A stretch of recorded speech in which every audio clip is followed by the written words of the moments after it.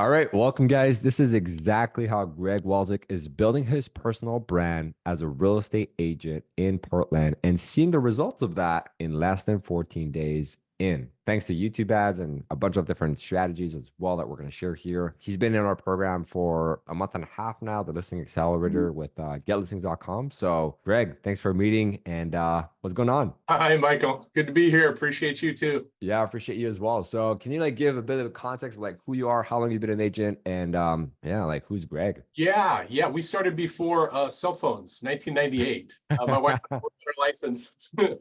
We drove out to Portland from Iowa and didn't know anybody. And with our graduate degrees, we started selling real estate instead of working. And our first year, we sold 32 houses by knocking on doors. I've kind of made my way knocking on doors. I'd like to do less of that, and you're going to help me with that, hopefully, Michael. Right. Yeah, but Hopefully. over 25 years, we've sold maybe 1,400, 1,500 houses. Nice. And hope to continue to do that at a higher level. This is an exciting thing. We've done everything over the years, everything. We've tried everything. Right. Some works, most doesn't, but this was something that was especially attractive. And I think just from our short time in, we're loving the results and I can see the potential. So we're excited. Nice. Awesome. Thanks for sharing that. So let's dive into that because obviously 25 years, I'm sure you've done pretty much like everything under the sun. And like you said, some of them didn't work. So I'm sure some of them did work as well. Why do you feel like the other systems like didn't work? Like the ones that didn't work, didn't get any results. Like what do you feel was lacking in there? Yeah, great question. And it takes a long time to figure that out, unfortunately, and a lot of dollars until you're on the other side looking back and you're like, oh, that's why that didn't work, right? Right. I'd say the main thing is branding. One of the biggest things, you pay Zillow, you're just a person who picks up the phone, right? And nobody ever knows you or cares that you have experience or what your face looks like. Do you come off with authority? Nobody cares. And everything else we've ever done, you're just buying a lead, right? Which is just a person that you gotta call. This is different. People see you on the ad. And I think even just that short ad, Michael, they can feel if they like the sound of your voice. They can feel if they like the way I film with my wife, if they like how we interact. And even more importantly, I like them to decide if they don't like us. That's great. You know what I mean? Just you over there and leave me these people who are vibing on our vibe. And So far, that's what I like. And people remember it, right? I think I told you that I went to soccer and two of the soccer dads with my son's team are like, hey, man, I saw your ads, Yeah. Well, I said, when? And they said, well, like 10 days ago. So they remembered that for 10 days until they saw me. And again, we're just getting started here, but there's got to be tons of people out there who are seeing us that we don't even know about. Right. So the main thing here is like building the brand recognition locally. And that was, not done, for example, like Zillow, of course, because, when it comes to getting listings and getting more clients as a real estate agent, a lot of people like turn themselves to like, Zillow, Opcity, which can definitely work. The thing is, the moment you stop paying for these leads, all your marketing and your lead gen like goes away. Like you're literally putting all your lead gen in their hands, in their power, in their control, and then you're back to square one. If like they go bankrupt, they change their algorithm. Like a lot of agents told me in the past, like, oh, I've tried Zillow, it was great for a couple of years, and then after that they switched the zip code thing, like the way they assigned the zip codes to people, and now everything stopped working. So what do? You're back to square one. You know what I mean? Exactly. Yeah, and you even pay less in Zillow, and all of a sudden your rep doesn't call you, and you just become like a second class citizen. And I do think they have a button. They won't admit it, but I think they have a button where they can push it to the people who are paying more. And even though you're paying a certain amount, you just get nothing. So this is all different, and I totally trust you in that. We are getting the leads that we earn out there with the YouTube ads, and it's just a legit, more honest, more I don't know if I'd say organic, but more natural way, feels like, to get listings. Yeah. What is it like? Let's say, you get a lead. Are they like, because of course they're probably a like complete stranger, aside from the people that, obviously are like, in your SOY, like the soccer games and all that. Do you like, can you like describe what's the conversation like? For example, I know you had like a listing appointment from the YouTube ads. And let's talk about the numbers first, and then we'll get back to like how the lead was in the conversation. So I think you said like 14 days in, so we're spending like $30 a day on the campaigns. 14 days in, I think you said you got 11 leads, one listing appointment for 800,000, which is like above the median home price. And you're also getting like, obviously people are seeing your ads and they're saying, I'm seeing your ads. So it's Right. definitely working. Is that right? Does that sound about right? Like the numbers or? Yeah. Yeah, you're nailing it. That's good. So is your question is how are people on the phone once you get them? Yeah, exactly. Like, how was like the interaction? What did you tell them? How did you get that listing appointment scheduled? Like, what is it that you said? I mean, rough lines. Like, do you remember? Yes, yes. And just to go back, I had an old coach who taught me before you knock on a door, before you pick up a phone, someone you don't know, the interaction has already happened. In your brain, you think it's going to go, you can affect it. It's more just, is that person ready? Do they like you? And it's almost like the fact that all you got to do is make the contact and it's going to happen. Of course, you have to have a good script. And by the way, Right. other great thing about the program, Michael, is the way you teach the sales scripts. And there's not just leads here. You do a really good job of and Sean Yeah. teaching people what to say. And I thought I knew what to say, but I definitely changed a little bit to fit this type of client. That being said, though, when I pick up the phone, I try to take all pressure off because, in my opinion, it's already happened. It's already Yeah. happened. They're going to pick up or they're not. They're going to answer or they're not. They're either going to talk to me or they're not. When they talk to me, they're either going to be into it or not. Yeah. And so I have kind of low expectations, but these people have seen our ads. Yeah. They respond way different than a Zillow lead, where their Zillow leads are kind of annoyed by you. These Yeah. people, not like you're a celebrity, but anyone who's on the internet, Yeah. has a little more authority. So we're feeling that just in the few calls we've made. And the guy who went on the listing appointment, he's like, well, we're looking to do something. I saw your ad and you two seem like people who know what they're doing out there. And I like what you said. So good enough. Come on over, So it was that Nice. easy for that guy. Nice. So, and like he didn't know you guys beforehand, right? Um, Nice. And so, how did that happen? He clicked on the ad. Did he book an appointment directly in your calendar, or did you have to like text him, or did you call him right away and left a voicemail? Like, what was the interaction like? Yeah, we call them right away, and we follow your advice not to leave a voicemail right away. We call, and if they don't pick up, eventually we leave a voicemail. But this guy picked up. Oh gosh, can I give you more props? Yeah, go ahead. So you and John taught the bulldog method, where you call 3 times before you Yeah, say that they're answer. I called that guy on the third time. I would never have done that in my life. yeah, Never. I just have a thing against, hey, I'll bother you once, but I'm not going to bother you.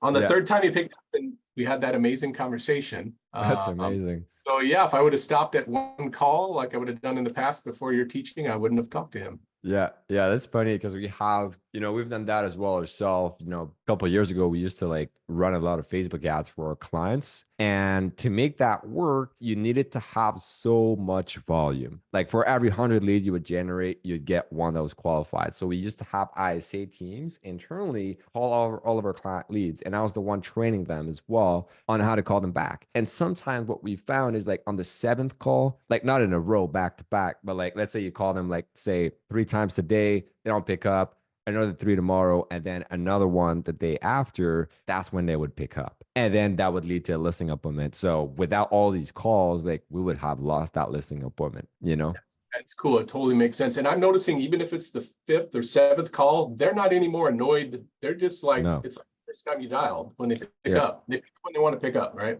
Exactly. Now, let's talk about also what you do like outside of like YouTube ads. Obviously, like you pretty much like tried a lot of different strategies. Say somebody's like looking to get started in real estate or just in general open to like stepping out of like their comfort zone and try new things to get more business. Aside from YouTube, like what would you say is like another great strategy or how would you determine like I guess how to get listings, put it simply? Ooh, yeah, good question. Well, we got lazy. We knocked on doors for 15 years and we're like number 1%, and then we heard that dirty word Zillow and we got, addicted to that. Yeah. And our team kind of slowly over 10 years dissipated as our profit did. But now we're back to searching. We only prospect for listings only. We'll never pay for another ad that goes to anything but targeting a listing.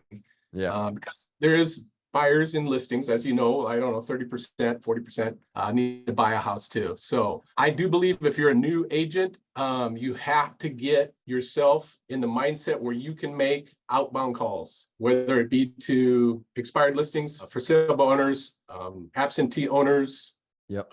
going in person indoors like me. I don't like the phone as much as I like indoor, going indoor, Yep. door to door. So I think that on top of this is plenty if you work them both really aggressively. Nice. And what kind of volume would you be looking at? Like, let's say realistically, door knocking, right? Say someone wants to get started. Like, how many can they do in a day, in a week?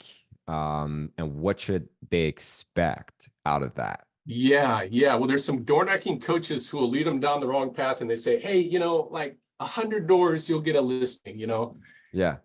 And maybe that's true over the course of like 3 years, because the first year you knock, you might, out of 1,000 doors, you might get 1 or 2 listings. But there's Right. still, when you go on, there's still people who are going to call you out of there the next year, the next year, the next year. So there might be 3 or 4 in there, but you only get 1. So it seems like it's not producing. But I've checked over I think I told you I knocked on 55,000 doors in my career. We've tracked every single closing, and we've closed about 120, 130. So it's about 1 listing per 500 doors. Not that first year, but over the course of the rest of your career. So I'd say 1 out of 800 this year, knock on 800 doors, takes you about 35 minutes to knock on, I'm sorry, 1 hour to knock on 35 doors. So if you do the math, it comes out to about $500 per hour when you're knocking on doors. It's incredible. Nice.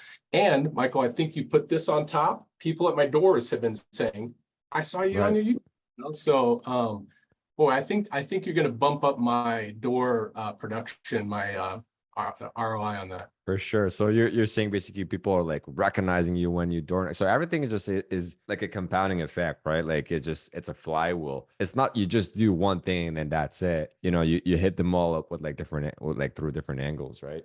You got it. So that's pretty interesting. Now, let's say it takes you said 500 doors to get one, right? Mm, Yep. So what do you do before then to like, get some commissions, get some listings? Would you work with buyers or how would you go about it? If I was a new agent, you mean? Say you were starting back, right? If you Oh, had, like, it could change also the way you've done it. Maybe you would have done it like differently. yeah. Well, there is no really good way to go out and prospect for buyers without paying for them, and those lead sources are just not worth it. So I wouldn't even really think about buyers, tell you the truth. Hmm. I would go out and work sellers only. And then when you get the buyers out of there, work with them. So, there is no quick way. When I started in 98, I started knocking on doors. It took me 6 months, but on the 6-month mark, I closed 4, from the doors. Nice. So it's you almost have to just expect there is no magic way. Maybe your friends and family, your first month or two, maybe, but even Sphere takes contact. There's no magic way. This might be maybe the fastest way.